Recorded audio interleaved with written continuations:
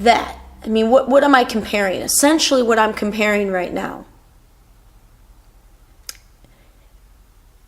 Not so much right now, because the money thing, I think I made the turn on that. I think I made the turn on the money thing that I needed to make, right? Like, I'm sure, I mean, it's not that issues of money are going to completely disappear overnight, but the nature of my money, quote unquote, issues has changed. I made the turn. The one I was stuck on was the last family member. And that resolved itself. Well, it didn't resolve itself, but I addressed it, and it thank God, once again, thank God. Whoa. The universe totally stepped in. And if I really want to look at this to help myself,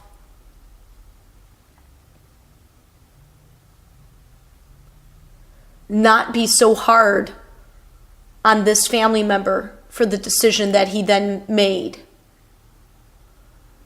which my gut wanted to do, and which I've struggled with assessing most of the morning today. I struggled with, what does this mean if I feel this way about him making this decision?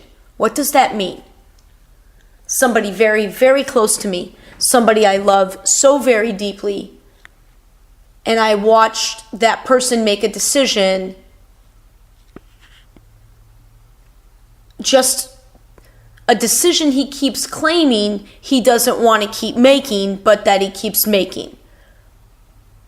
And it's now been going on for multiple years. What started this tangent is me remembering, remembering that right now,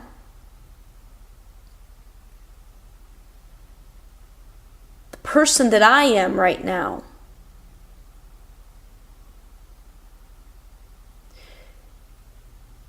is relating to more of the complete self of others in my life than ever before. And what do I mean by that? The different layers of our consciousness. I've always, since a young child, perceived beyond what was right in front of me. It's what allowed me to bond to not only kids my own age, but to adults, bond to them as a child almost immediately. If you talked to me as a 10, 11, 12-year-old, you would have believed you were talking to an adult. I had very real adult friendships. And the reason was because I was experiencing them on a level that was beyond what they were showing me or would have showed me, because normally you would hold back with children, right? People would read me and right upon judging, but as soon as I would open my mouth and interact and talk with somebody, it happened because it was real. Because I was a young child already demonstrating these skills that I am now embracing as my work, as an enormous part of my work, as the general guiding light of my work. My ability to perceive has always been high, but I was still a kid in this life. Well, now, shit. Once you are awake, you can't help but start perceiving more and more and more if you allow yourself to remain open. Some people get a glimpse of the awake and they'll close back out because this is not The transition is, this has been the hardest time of my life, despite being the strongest in my life, the strongest time mentally, in terms of how unbelievably positive, unbelievably my mind, that is wicked powerful in this particular life, and it was spending so much time on negative messages from the moment, pretty much the moment, well, again, I'm beginning to call it my original sin. I'm trying not to lose my tangents here, but so I'm trying to engage with this energy differently. The story was the decision, the mirror reflection, the decision that somebody close to me made. How I've been sitting with that today. Something I just watched that has blown my mind on YouTube. And just opened me up to so many more opportunities, I can't even fathom it right now. And as if that wasn't enough, the primary thing it did was just provide validation of everything. Not that I needed it. I'm still going. I'm not turning my back on this. I will not engage in the world anywhere near that old story. I won't. That world based in fear, that world based in competition, that world based in money, and the world based in the belief of lack. I am still in it, but my intention, whatever this may mean, is not to be in it for very much longer. And once I achieve what I think I have the ability to achieve in 1 year, I can't say what any of this is going to look like, but I will not be spending much time at all in this world of fear, even attempting to give the lessons that I am now, because I'm losing patience. I'm losing patience, and what that tells me is am I losing patience?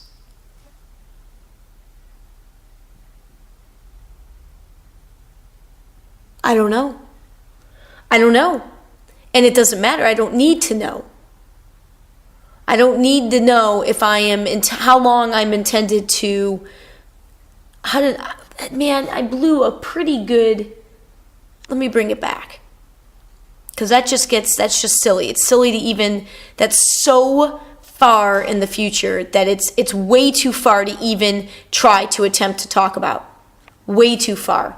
That much is going to change in my life. That much in the matter of these next 2 months. So to think about something that's any more than just a few months away is a waste of energy, in my opinion, in how I'm living my life. A complete waste of energy. Except for my living situation. That's the only thing. And that is included in that 3 months. My lease is up for renewal in that 3 months. And then once that, again, I'm playing, my rules are of the new game. My game. The game of energy. I am playing the game of energy. But I am also still playing the game of money. And so I'm playing both. I guess what I tried to just explain with that other tangent was I only will be playing the game of energy. I am intending to only be playing the game of energy when I return to Seattle, which I believe will be in 12 to 15 months. 12 to 15 months. 10 to 15 months is what I actually was saying when I was back there. 10 to 15 months. Because again, I know it's going to be a process when I go back. I know it's going to be in terms of establishing a residence and a work environment there. I'm not going to go back. I'm not going to ever, this place is not going anywhere. This place, meaning some sort of established place in Florida, and likely in the St. Petersburg, Sarasota area. For at least the foreseeable. Again, I'm going off on a tangent. I think I want to go back to listening to Bashar and to others. It wasn't even Bashar, it was Daryl. That's what made this so profound, what I just finished watching. It's one man's making a movie starring Peter Fonda and based on a book written by Eckhart Tolle. Okay?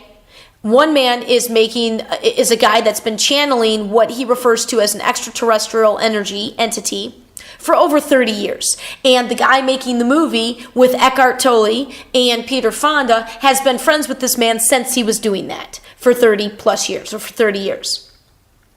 And the third guy,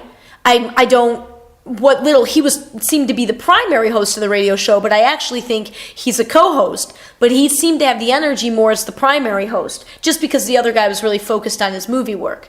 And this guy, I felt, well, I'm connected to Bashar's energy, well, and Daryl. I think Daryl's brilliant. I know I'm going to meet these three guys. Okay, let's just begin with that. I know I'm going to meet them. I think I'm going to meet them soon. But in particular, Freeman, his energy seemed to really strike me as my own, really, really similar to my own. And what they talked about, Jesus Christ, it's unbelievable. And what they then I'm right. Not only am I right with them as they speak, but I am living what they were talking about. In talking about, what if you can't fail? What if you believe you are always okay and are going to be okay? What if you understood this energetic connection and the fact that seems to be the new frontier of telling stories or in sharing stories and in delivering, interacting with one another? Again, I want to rewatch it because what the other guy, it starts with a B, the other gentleman, I'm sorry, I can't remember it off the top of my head right now. But the other guy making the movie called Milton's Miracle, I think was the name. Again, my notes are on the table. I don't want to get up. But the validation, because not only am I understanding what they're talking about, I'm living it. And I'm not, well, again, I don't have to say anymore that this isn't coming from a place of pride because, this has been the hardest fucking year of my life. I mean, place of pride. I never in a fucking million years expected this to be my year. Ever. I don't know what I expected, but I didn't expect this. Ooh, and that takes me. So a few things. Expectations, because I've been interpreting it as having none, but what it is you want nothing but positive expectations, but not be tied to it, to how it comes or if it happens. So that's a weird thing, because that's a big difference to not be tied to any expectations and to instead be tied to the positive ones, but not really be tied to them. Use the positive, use those positive expectations. You have to. That's the part of visualization. That's the creating. So but the word, again, Eckhart Tolle, the labels, the words, the word expectation, it really messed with me. I think I'm coming to a decision for at least now how I feel about it. And I think I just explained it. But then the other thing tied to that is the unconditional love. When I really don't, when I feel a feeling of judging somebody who's making a decision that I believe, and God, the thing is I feel like I know it. I feel like I know it on a higher level, that they know it's not the right decision. But see, that gets an ego. That was the other one that was right up there after expectations, ego. And really needing to understand, part of the validation is ego, but it's a necessary part. Because, just for example, what just happened with these three men today, all three of them are way beyond me in terms of living this. Way beyond me. I am truly only 14. I'm 14 months into doing it at this rate, but I don't know anybody who's able to do it at this rate. But I made the decision to make this my job. But I've only been conscious. I've only been awake for 3 years, not even. Really, really not terribly consciously awake for much longer than 2.5 years. These guys, I'm right with them. And again, they are talking about something that I am living, which is why I immediately went and friended and liked Freeman's page on Facebook. I'm not going to reach out and write a message yet because I'm not ready for any actual promotion. My first gig I will in the new year. But I know I'm going to be working with these dudes. There's no fucking doubt. There's no doubt. One, there are many aspects of my real story that is movie makeable possibility, and these guys are making movies. How about introducing me to the whole idea of transformational entertainment? I didn't even know such a word existed. Now I know where I belong. Again, in quotes, it's the same way that how Abraham helped me.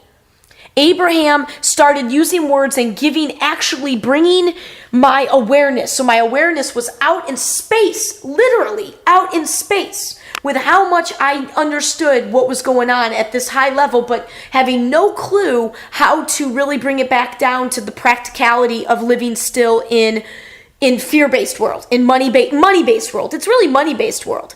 Because, I can check that. I've never been a fearful person in that way. Well, don't go off on that tangent. Get back.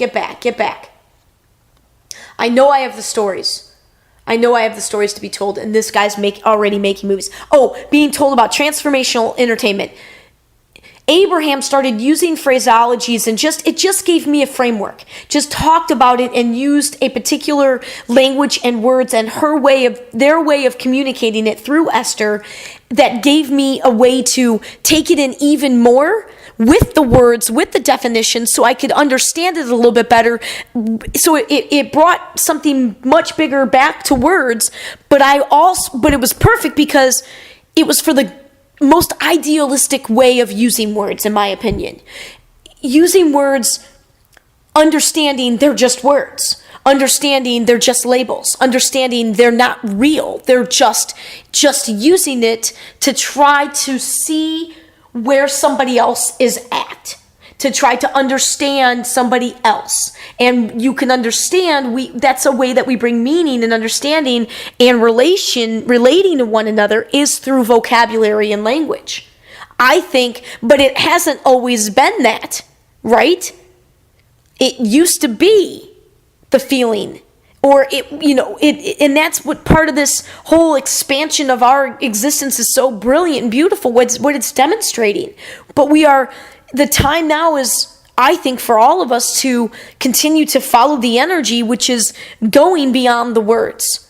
Look at the way language is changing just with the texting and how there's a whole second language. In fact, when I was a teacher, God damn it, there's so many tangents, Alyson. Oh, God, I'm trying to keep them all because they're all so good. I could talk an hour on any one of these.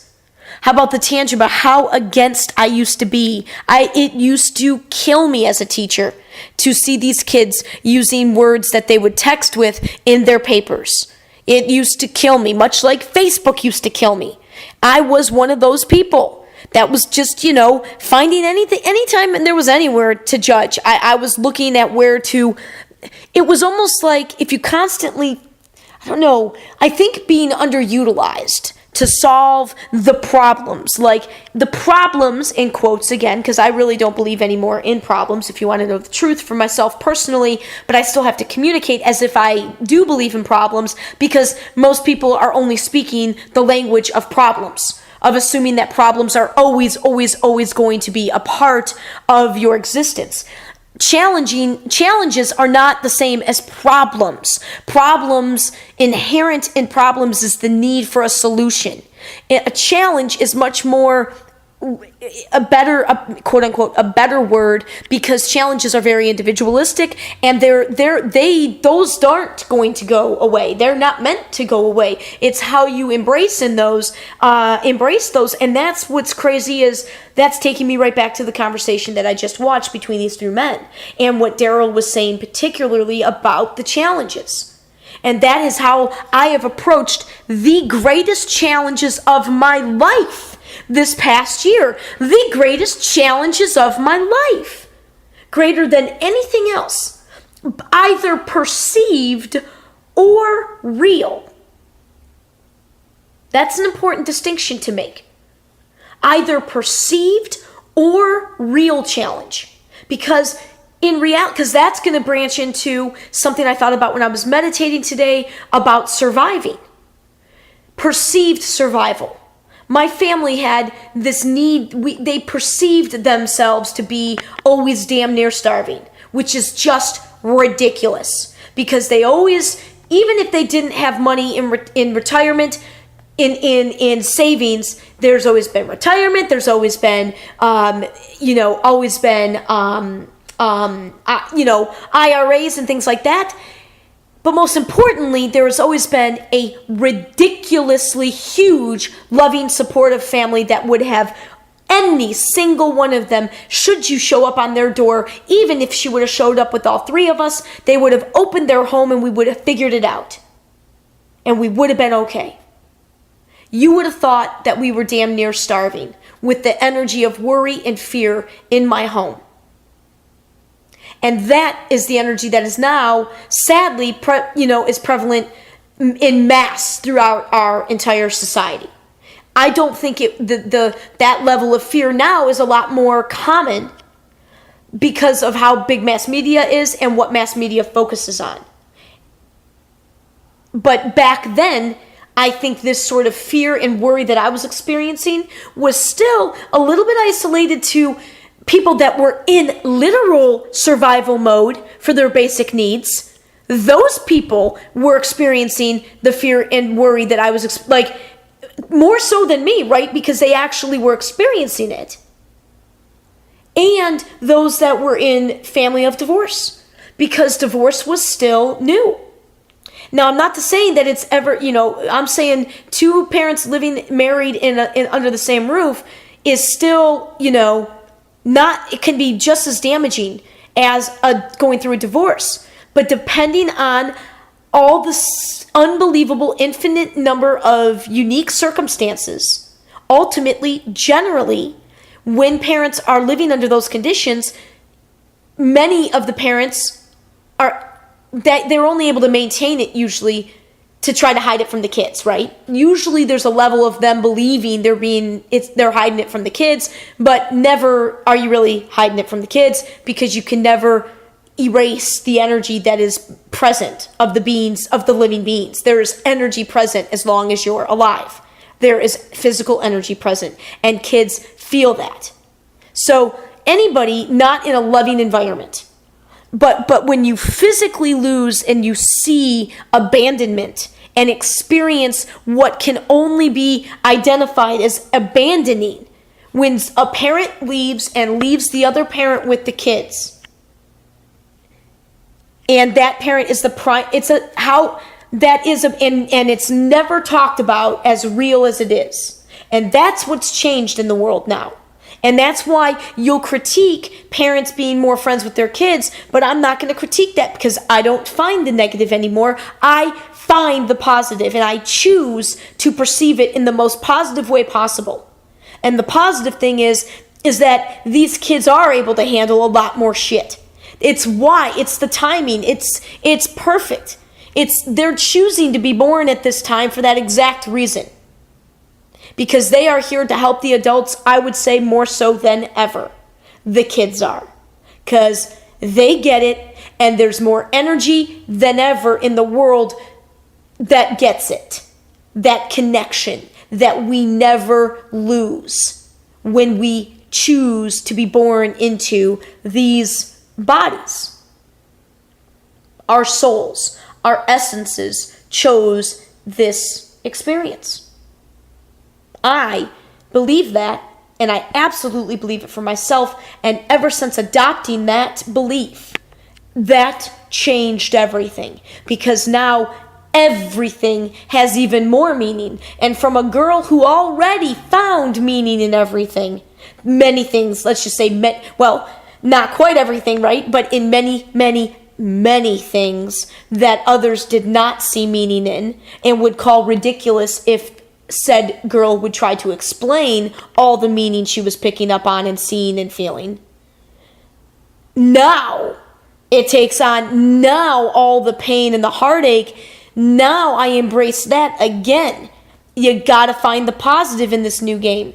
So I've had to rewrite my story entirely.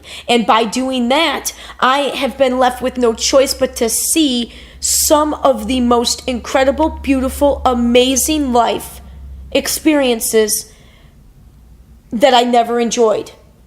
So I say forced to see because usually that's associated, that phrase, when you don't want to see something. I want to see it. I was left with no choice because that's what happened. As I rewrote my story, I was forced, by virtue of doing that, that forced this new me to define it in these new ways. I mean, so forced in that way, but also forced from the more negative, derogatory interpretation of that phrase because of I can't believe I was underappreciating. Me, somebody who believed I was always appreciating everybody and grateful and showing, what I felt about them. I can't believe how much I was underappreciating all the fucking love in my life being shown to me by so many people. But all I knew how to do was to focus on the problems. That's all I knew how to do. I didn't know how to focus on the happy. Now that I know how to focus on the happy, and I realize that choosing happy and fun is the secret to unlocking the universe, well, you're about to see what that means. Because it has taken every single minute of the past 365 plus days since I put 100%, since I really believed I put 100% of me behind me. I believed, I thought it. I mean, that's when I started the affirmation, was on October 14th, 2012. But it has taken a full year of dedicating my life entirely to making this dream of mine, in general, the big dream, to change the world. I leaped, and that was the only vision. I didn't have any subvisions under that yet. It was just still that vague. But that is how confident I already was in my ability to live in this very awake, more enlightened, most enlightened place of my life by far. Most real, most honest, most true to myself ever. I have never been more confident of anything. I've never been more conscious. I've never been more aware. I just had to grow up. To be real, I had to grow up. I had to put my child pain to bed, and it took every single second of where are we at today? Today's the 23rd, 9 days. 1 year, 9 days. 374 days. 374 days.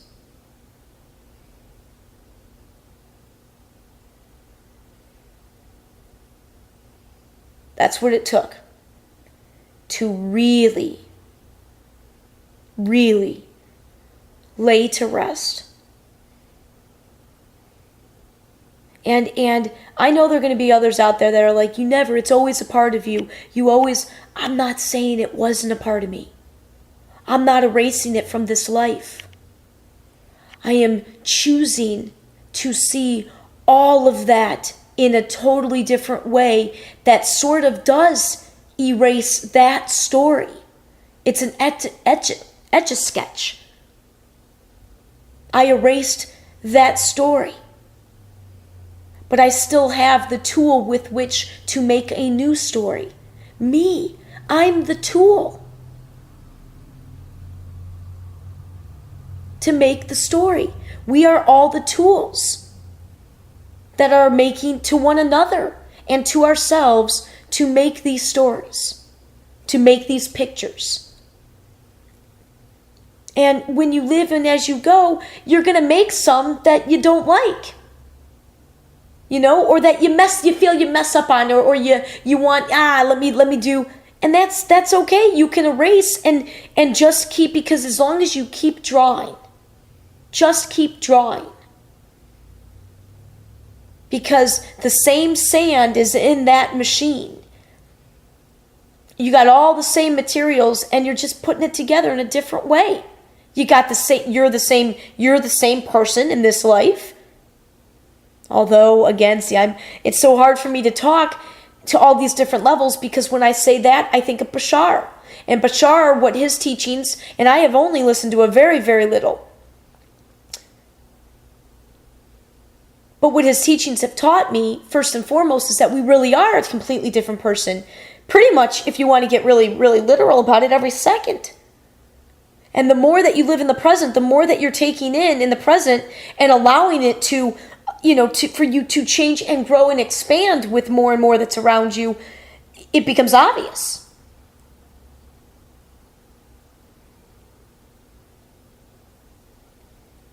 But it's only because of all the infinite things that now become part of your day-to-day reality. In the old paradigm, our day-to-day realities, we try to control, and we try to control it so much, and we want by routine and regimen that we think we're limiting the factors, but you can't. You can try, but especially this day and age, it's just a silly effort when if you're somebody that dials in every single day, if you're a person that can't live without your computer, your phone, or your TV.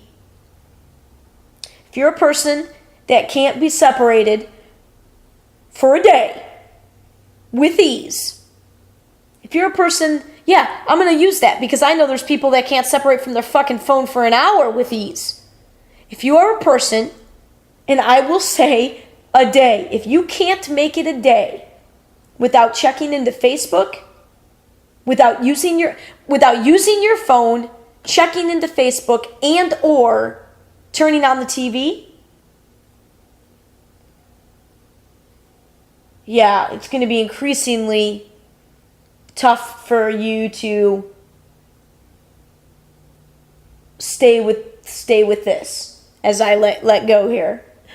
Who am I kidding? Those people aren't turning in anyway.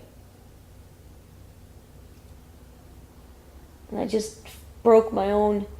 Don't think of it as it being, to be most real, I have to talk as if I don't care if it's going to be released. To be the most real. To be right in the moment. I can't. Actually, I think what I decided I would do, is to assume it is going to be released. To assume I don't have anything to hide. Because I don't.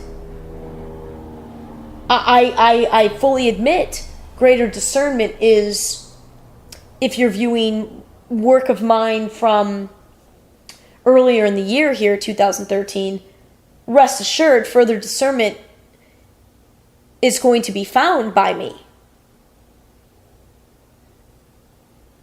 God, that's kind of intense.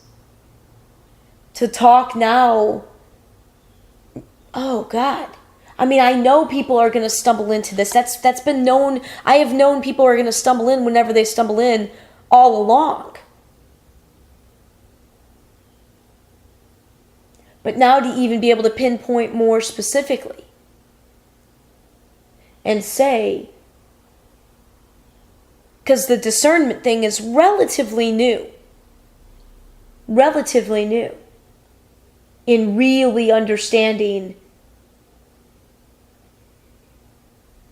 how I don't need, how to share this. And that was correlated to the emotional maturity and breaking fully away from my small self. Because the only reason I know now for my story that I overshared was ultimately pertaining to the need of validation.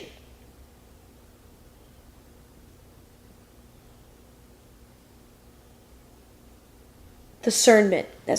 So the sharing, the oversharing, discernment, because there's so much to share. And there always will be.